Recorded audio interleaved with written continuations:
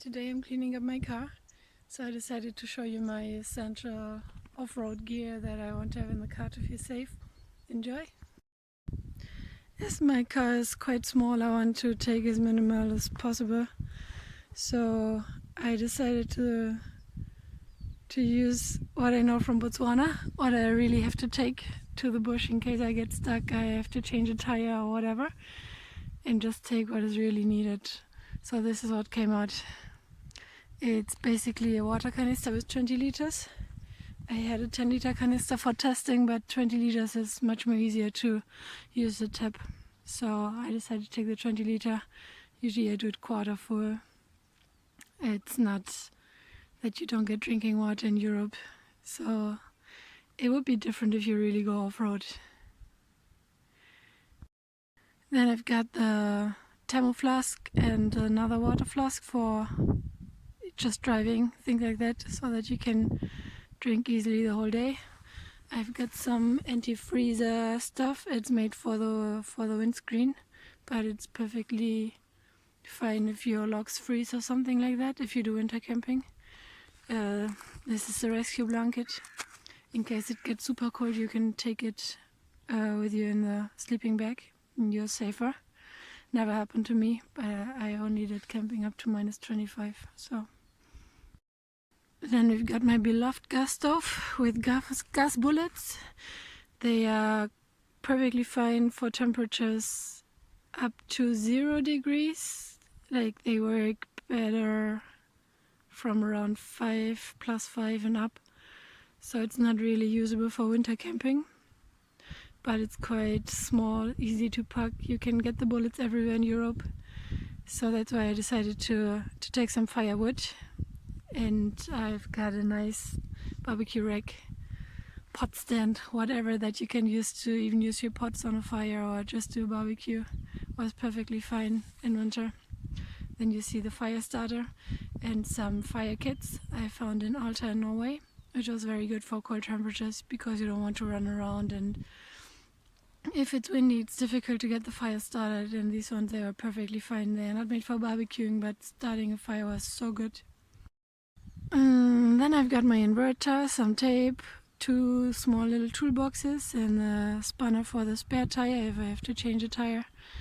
I've got my car shoes and my rain boots in case you get stuck in mud or if the snow is deep or whatever, you don't want to have wet feet after that. These are the only other shoes that I have, plus the sandals that I never use because it's still too cold. That's all you need.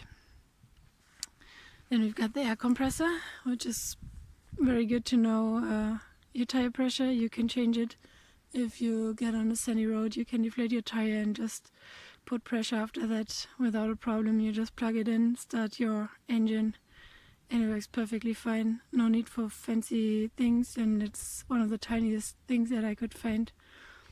I left it in the box to protect it a little bit, but it's really small. Then we've got the bottle jack. I decided not to buy a high lift jack because this one was much cheaper. High lift jacks, I saw them from 70.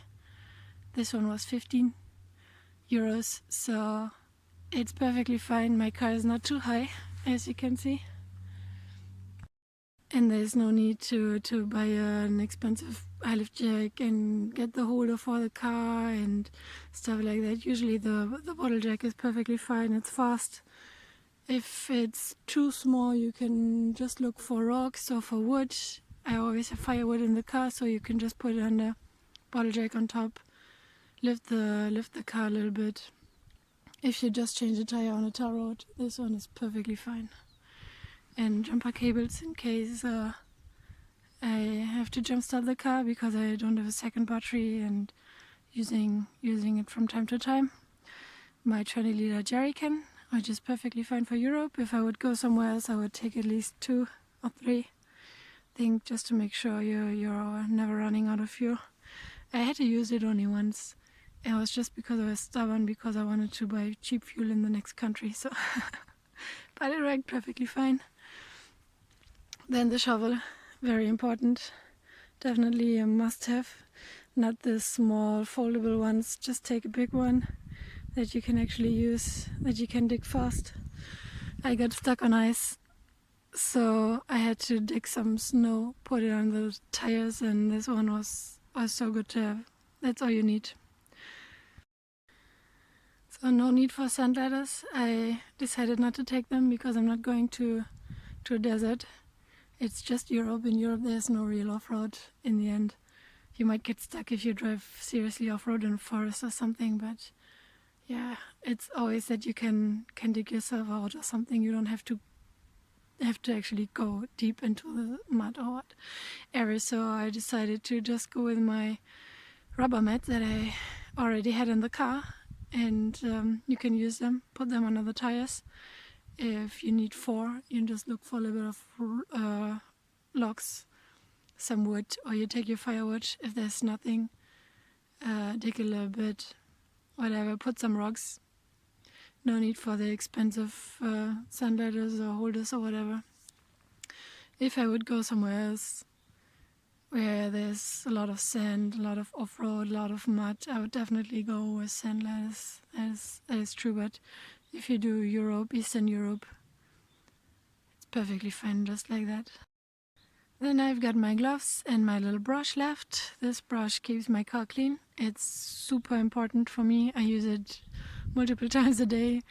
Maya was losing her winter fur, and this really helped a lot.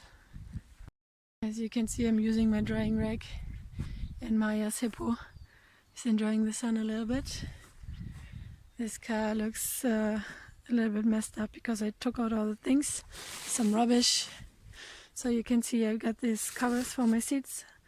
They are really good. They were like €5 or something.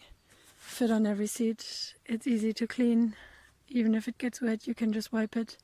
Good to go. Keeps the seat in good condition. If you're traveling with a dog, it helps a lot.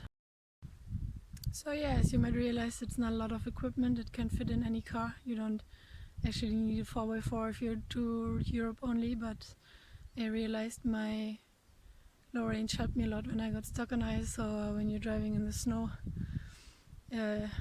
without any tricks. So it was really good to have it, but there's no need in Europe. I think it's better to keep your gear and your equipment minimal. You don't carry around a lot of weight. The thing is, most of the things that you need off-road you can buy anywhere in the world anyway, so if something breaks you can stock it up, and it's always better to keep only the essentials. You won't be somewhere off-road where nobody else is going. I'm quite sure this is not going to happen anywhere in the world, so you will always meet people and you will always get help from them, and it's a good way to get in contact with other travelers too. You should be able to support yourself, to stay in the car, to be able to have enough drinking water, have your essential tools, essential things to do everything that you can do on your own. But as I'm traveling on my own, I would just not be able to tow my car out on my own. So I lost my tow rope a few thousand kilometers ago. I don't know, I think it fell out of the car when I took a lunch break or something. So I haven't found a cheap one. That's why I'm traveling without one, because I know if I have to get towed out, I've got some insurance, but still there's another car coming and they might have a rope. So just try to take things relaxed and don't stock up on everything, just in case, to be prepared, because there's always a case that you can't be prepared for. You have to rely on other people then anyway. Just imagine being in the bush somewhere and there are wild animals around, so you can't even get out of your car to change your tire or whatever. So you have to stay inside the car, wait for help anyway. No need for huge amounts of fancy equipment. You can always do it cheap and easy. Just check what you have, see what you can use, buy the things you need, get them used or whatever. Just focus on the very important things. You know, I'm not sure if I would call myself a minimalist, but I think focusing on the very essential things that you actually need relaxes your mind a lot, gives you more space for your ideas to live. So yeah, you can see I'm enjoying my breakfast. Maya is waiting, and this is the gear.